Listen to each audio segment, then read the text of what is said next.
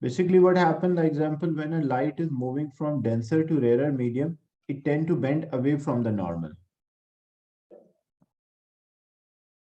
If the angle of the incidence is equal to critical angle, light will travel with 90, refracted, and some of the light will reflect. This is the condition when the angle of the incidence is equal to the critical angle.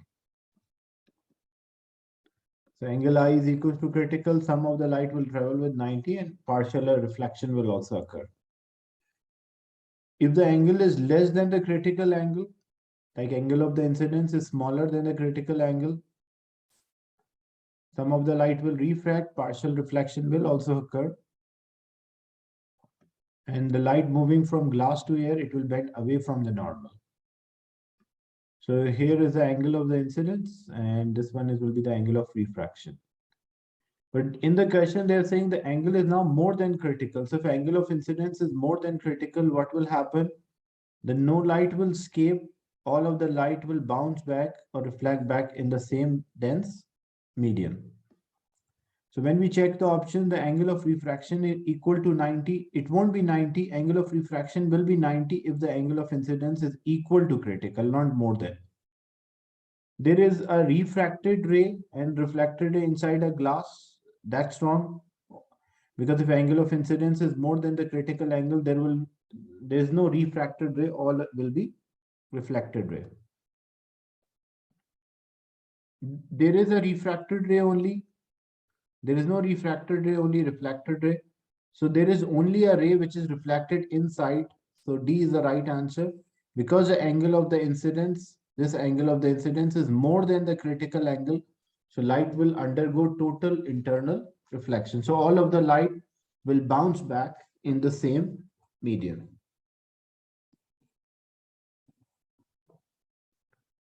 The sun emits infrared and the light. So sun is emitting out both infrared as well as the visible light. And it take about 8 minutes. The light take about 8 minutes to reach Earth. So example, the light rays from the sun. These light rays are taking 8 minutes.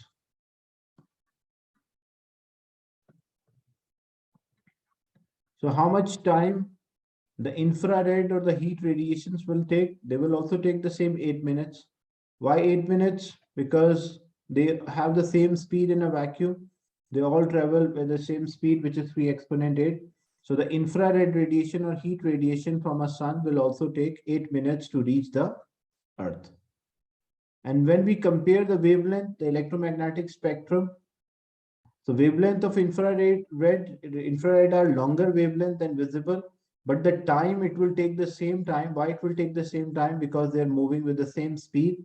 And what is the speed of light or speed of infrared radiation in vacuum or in air?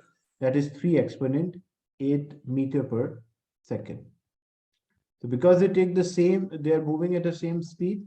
That's why they take the same time to reach the Earth's surface.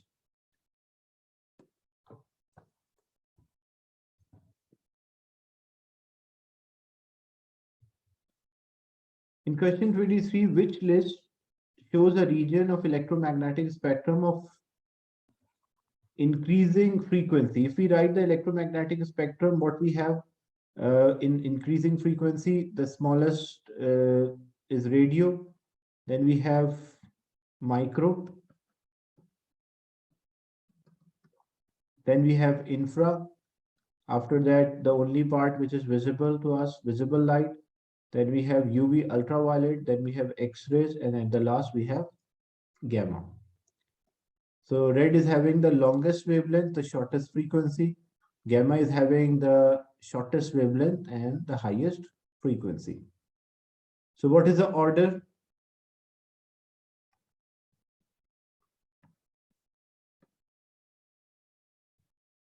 So it should be like X-ray, ultraviolet. That is wrong because that is given in opposite. So it should be infra. After infra, we have visible. After visible, we have UV. and after UV we will have X-ray. So C should be the right answer. Then what is ultrasound? Ultrasound means, because there is an audible range for a normal human ear, that is from 20 hertz to 20,000 hertz. That is a normal range. So sound which is having a frequency higher than 20,000 is called ultrasound. And these ultrasounds are produced by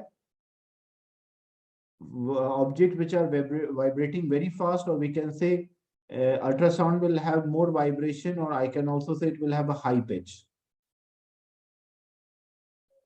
So ultrasound, our ear cannot detect. So what is the reason why it cannot detect? It's not about loudness. Loudness is refers to amplitude. So it's not about the loudness. The ultrasound is refers to that they have a frequency which is more than 20,000 hertz. So sound waves, there are too high pitch for humans to hear, or they have the higher frequency. That's why we are not able to hear it.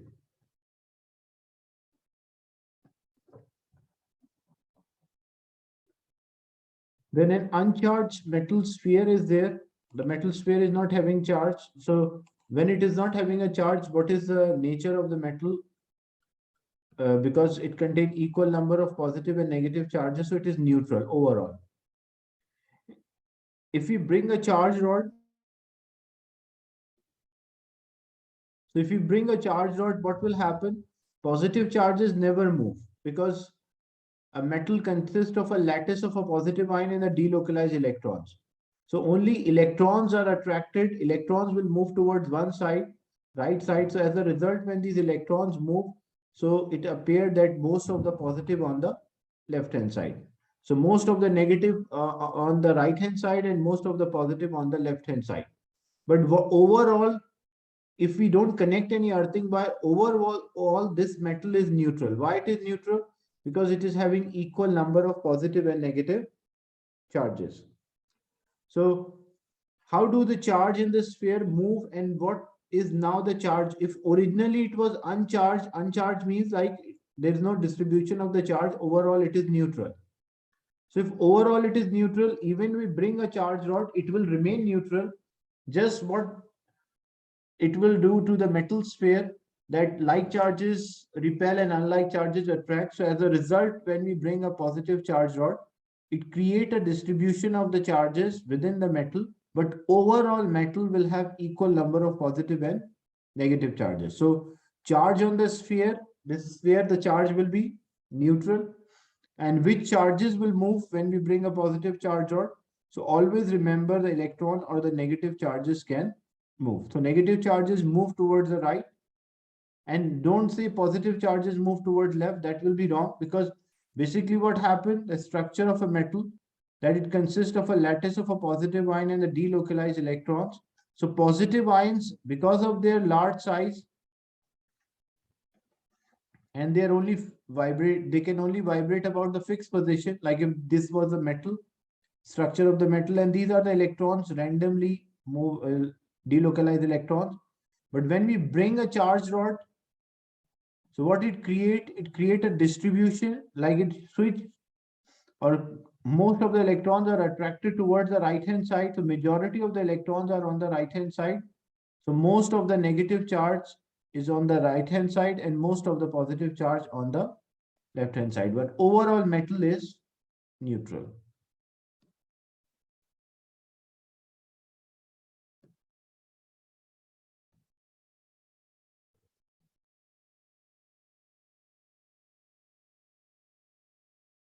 In question 26, in which circuit an ammeter measure the flow of the charge through the lamp?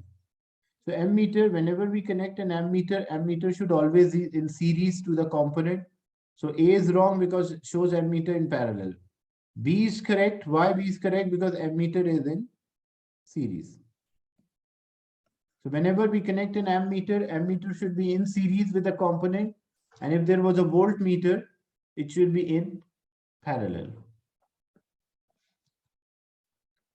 In question 27, a lamp is connected to a cell. A lamp is connected to a cell. Which circuit diagram shows the direction of a conventional current I and the electron flow? So we have, remember, the conventional current is from positive to negative, and the electron flow is from negative to positive. So if I check, like this is a positive and negative, so the conventional current, if I show the direction of conventional current should be like this. So it is wrong because I direction is in opposite way. Now when we check option B, plus and minus, so the first we check conventional current. So conventional current should be pointing in, not out. So B is wrong as well. Then we check C. First we check conventional current. So direction of a conventional current from positive to negative. So conventional current is correct. And now we'll check the electron flow as well, because we have to check both of them, whether which arrow is correct. Then electron flow is from negative to positive. So electron will move from negative to positive. So means electron flow is shown correctly. And if there was a conventional current, that is also shown correctly. So C is the right answer. Why not D? If we check D, the conventional current from positive to negative, so conventional current direction is correct. But when we show the electron flow is from negative to positive, so it should be other way around, but the arrow is pointing in opposite direction. So that's why C is the right answer, which shows the correct position of electron flow as well as conventional current.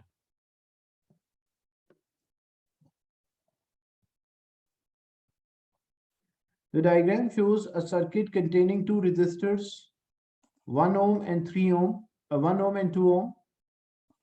The voltmeter is connected across the 1 ohm resistor, and the reading on the voltmeter is 6. Whenever two resistors are connected in series, the voltage will divide. The one which will have high resistance will have more voltage, and the ratio of the voltage is always same as ratio of the resistance. So as I mentioned, this voltmeter, when it is connected here, there is a 6 volts. So means voltage across the 1 ohm is 6. How much should be the voltage across the 2 ohm? Because the ratio of the resistance is 1:2, so ratio of the voltage should also be 1:2. Like, so if here is 6 volt, the voltage here should be twice, because the ratio of the resistance and the ratio of the voltage for a series circuit is same. So if the resistance is 1 ohm and the voltage is 6, the other one resistance is 2 ohm. So how much should be the voltage? So it means it should have a twice voltage, because the ratio is 1:2. Like here is 1 ohm and this one is 2. So ratio of the resistance is 1:2. So ratio of the voltage should also be 1:2. So if here is 6, what is twice of 6? So it should be 12 volts across this one. And now what we did, we connect a voltmeter. We connect this voltmeter to point Y so that it measures the total voltage. So if voltage here is 6 volt and voltage here is 12 volt, what will be the reading on the voltmeter? It will measure the total voltage across 1 ohm and 2 ohm, that is equals to 18.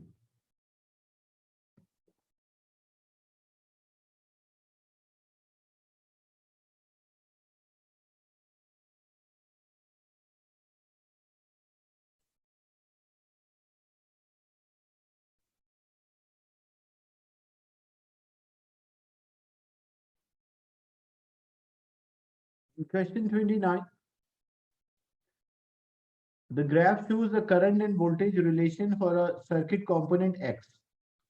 So what is happening if the current is increasing? Remember, when more current is passing, so temperature will rise. So if, like here, first small amount of current is passing through, but then the large current is there. If the value of the current increases, it means the temperature should rise, because current is having a heating effect. So either B can be an answer or D can be an answer. Then what happened to resistance? Remember, current and voltage graph, what slope represents? Slope is reciprocal of the resistance. So as the slope is increasing, if the slope increase, what happened to resistance? The resistance will decrease. As you can see, for this graph, the slope is increasing. It means the resistance should decrease. So temperature is increasing, but the resistance is decreasing. So which component is this? Actually, this one is a negative temperature thermistor. Negative temperature coefficient thermistor, because for thermistor what happened? Resistance and temperature are inversely proportional. As their temperature rise, its resistance decreases. So for a current and voltage graph, remember the slope is always reciprocal of the resistance.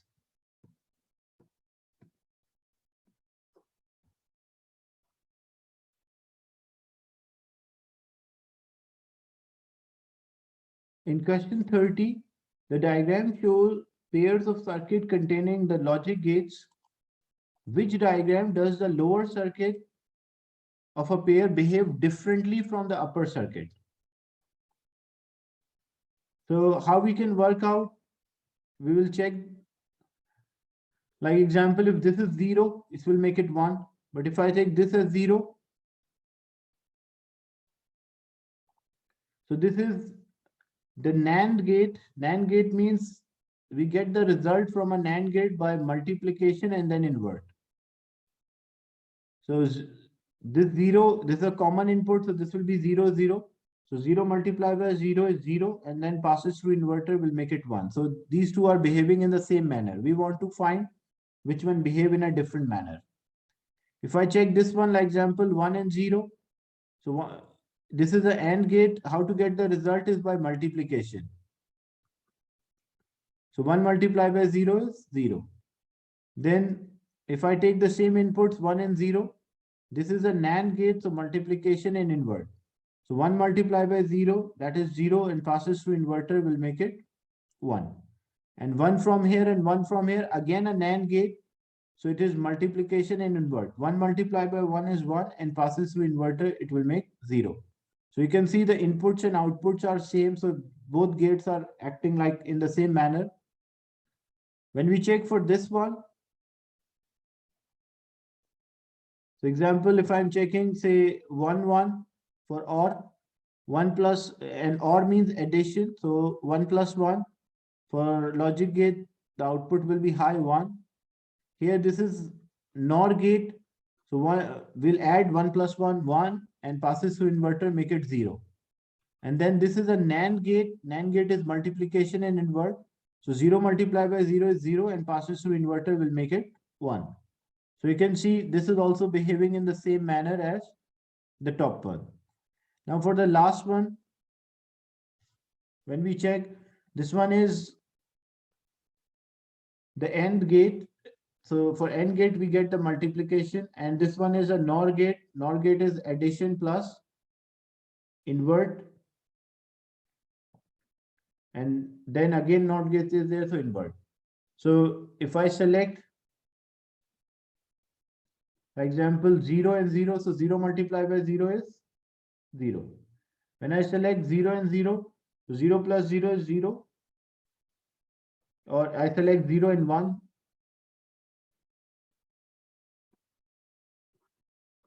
So 0 multiplied, this will be 0, because it's a NAND gate. And when I select here, 1 plus 0 is 1, passes through inverter, make it 0. And 0 passes through inverter, make it 1. So you can see this for the same inputs. We have a different output here. The inputs are 0 and 1. Here also inputs are 0, 1 and 0, or 0 or 1. But the output is 0 here. And for the second output is 1. So it means that D is the right answer, that the two gates, the two circuits, the upper circuit and the lower circuit, are not behaving in the same manner.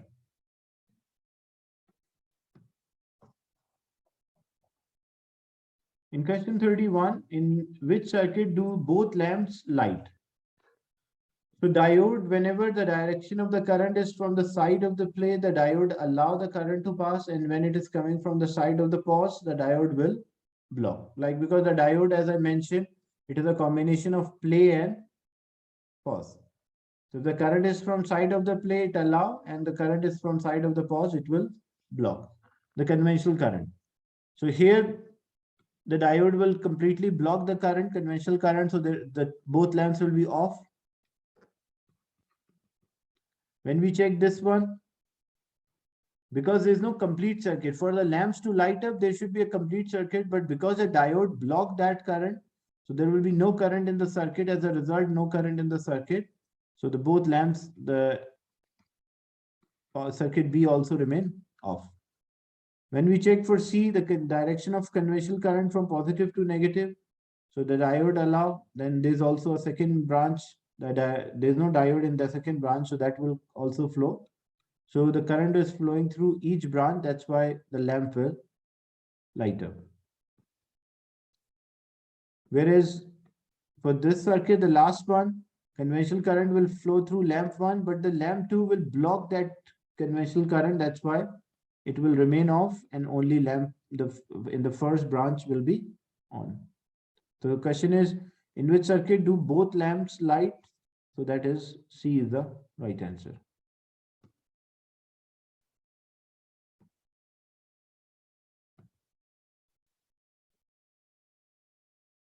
So even any point the diode block the current, the whole circuit, like that part of a circuit will not work. So whenever two resistors, like example R1 and R2 are connected in parallel, R1 is greater than R2. What is the resistance of parallel combination? Always remember the resistance will be smaller than the value of a resistance in the combination. Like example, if I say R1 is 100 and R2 is 50. So what is the formula for parallel? It is to find the combined resistance. The formula is for two resistors, it is product divided by the sum. So product is 100 multiplied by 50 divided by 100 plus 50. So 100 multiplied by 50, that is 5,000, divided by 100 plus 50, that is 150. So 5,000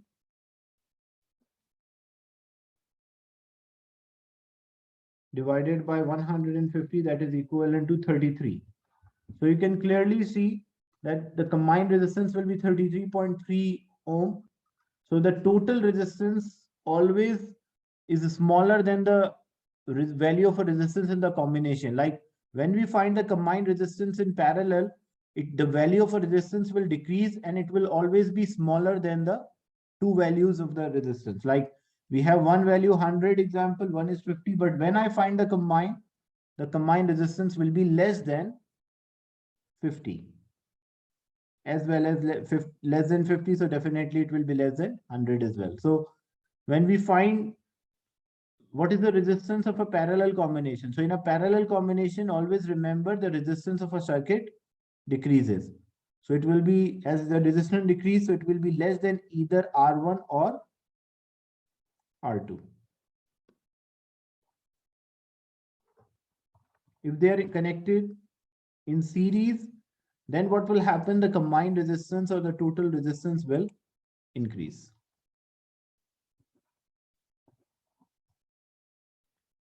In question 33, the metal case in electrical appliance are connected to earth wire. So what is the purpose of the earthing wire? That is removing the leakage current. Like example, if the live wire is in contact with the metal, so the current start to flow through the metal body, and if a person or someone will touch, he will get an electric shock.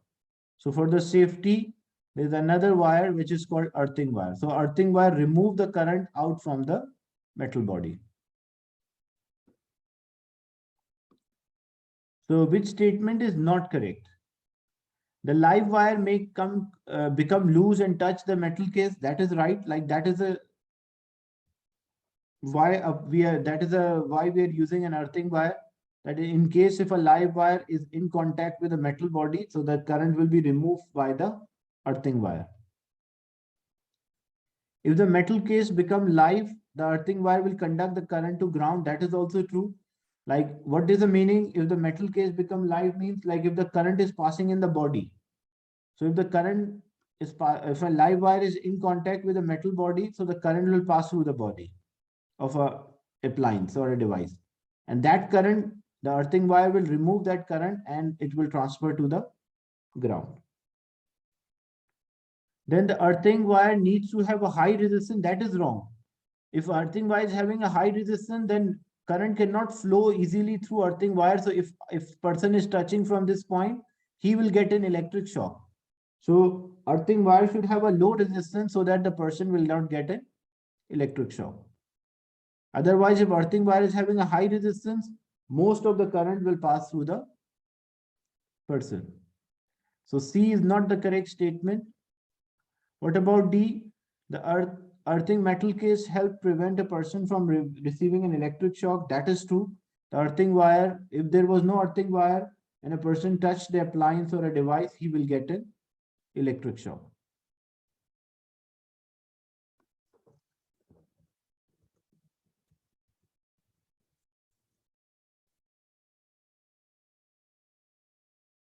So the purpose of the earthing wire is to remove the extra current, which in case the live wire is in contact, like this is a metal body,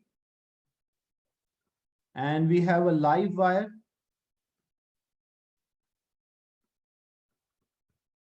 And we have a neutral wire. So in case if the live wire is in contact with the metal body, the current start to flow and it will, if a person touch, he will get an electric shock. So what is the purpose of the earthing wire is to remove the current out from the metal body and transfer to the ground. So in case if there is a live wire in contact with the metal body, so the live wire, the current will transfer from live wire to the earthing wire through the metal body. So a person, if he's touching, if someone touched the appliance, he will not get an electric shock.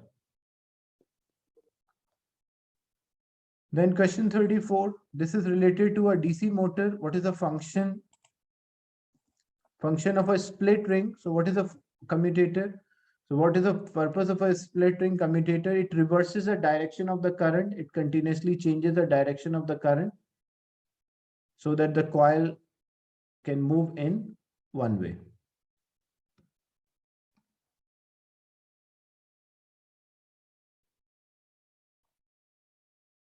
Then which graph represent an alternating current? Alternating current means the current which flow in both ways, both direction, and you use both axes, like positive axis, like this is a y-axis, so positive and negative y. So this is an AC current. As you can see, we are using both axes above, like positive y-axis and negative y-axis. What about why B? B is DC. Why DC? Because we are only using one of the axes. What about C? C is also DC, direct current. It does not change the direction. So it does not change the direction. We use only one of the axes.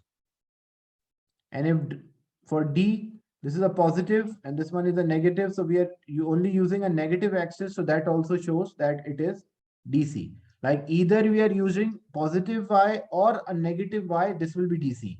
But if we are using both axes, like if this car B was like this, so then B will also be AC because we are using both axes. If we use only one axis, positive or negative, then it will be DC. Otherwise, it will be alternating current or AC.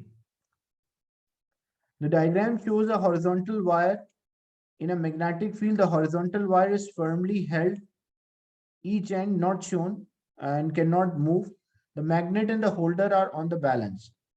When there is no current, the reading on the balance is 0.35 gram. The DC current is in the wire as shown. What happened to the reading on the balance? So how to identify reading on the balance? So you will use the Fleming's left-hand rule. So using a left-hand rule, your index finger should point towards south, your second finger pointing in the direction of the current, and thumb, when you apply the rule, thumb is pointing outward or away. So means the force on the wire is upward by the magnet. So what about the force on the magnet? Because wire will experience a force from the magnet due to a magnetic field, and magnet will also experience a force The magnet, if a wire is experiencing, wire is pushed by the magnet upward, so magnet will be pushed downward by the wire, because according to Newton's third law, action and reaction forces are equal but opposite in direction. So if the magnet is pushing the wire will also push the magnet but in opposite direction. So there is already 0.35 and now there is an extra force by the wire which is downward. So what will happen to the reading on the balance? The reading on the balance will increase. So D will be the right answer.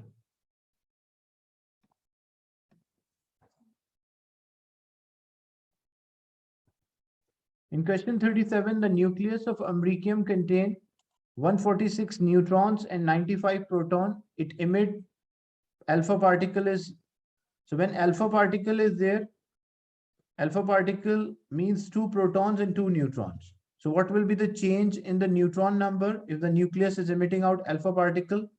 Proton number will decrease by 2 and neutron number will also decrease by 2. So neutron number, if originally it was 146, but now it will become 144. And proton number was 95, it will become 93. So C will be the right answer. Then in question 38, the graph shows the count rate measured for radioactive detector near a radioactive sample changes with the time. Given that the background counts are 30, so 30 radiations are due to background. What is the half-life? So now this graph include the background radiations as well. So when the graph include the background radiation, what we have to do, like the total radiation is equals to source plus background. That is the formula. So example, if I say this is 510, 20 and 530. So if the total radiation are 530, so how many, if the background radiation, as I mentioned, that is 30. So we subtract 530 minus 30. So how many radiations are there from the source? So source radiations are 500. Now what is half of 500? Half of 500 is 250. But what will be the total reading when the source radiation are 250? Because the background radiation does not change. So if the total reading is equals to source plus the background, the source reading after the half-life, like before the half-life, it was 500. After the one half-life, it is 250. So source radiation are 250 and the background radiation does not change. It will be 30, the surrounding. So the total radiation will be 280. So in the beginning, the total radiation is 530. After half-life, the total radiation will be 280. So how much time it will take to change the radiation from 530 to 280?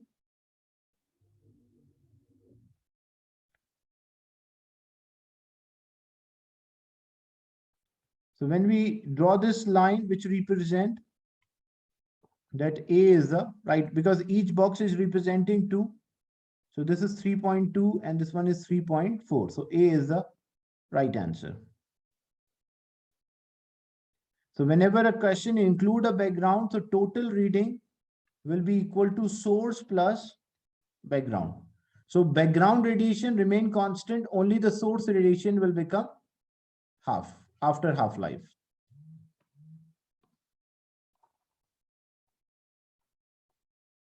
In question 39, teachers hold a radioactive source near a detector. The reading on the detector 320 counts. Detector is switched off and the source is removed. The readings are 20. So background radiation are 20.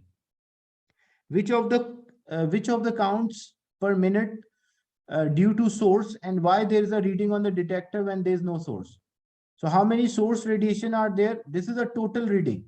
So total reading is equals to source plus the background. So total reading are 320. Background radiation are 20. So how many radiation from a source? So source radiation are 300. And why there was a reading when the source was not placed? Because there are always a background radiation. Like radiation from the surrounding are known as background radiation. And in question 40, which statement is not correct? Alpha particles are used to detect the cracks in the metal. We cannot use alpha particles to determine the cracks in the metal because alpha particles can be stopped by a paper. That's why this cannot be used. Beta particles are used in measurement of a thickness of paper. That is true. Gamma can be used for treating the cancer patients. That's also true. And smoke alarms containing a weak alpha source. That is also true. So A is not correct statement because alpha particles cannot be used to determine the cracks in metal as they are not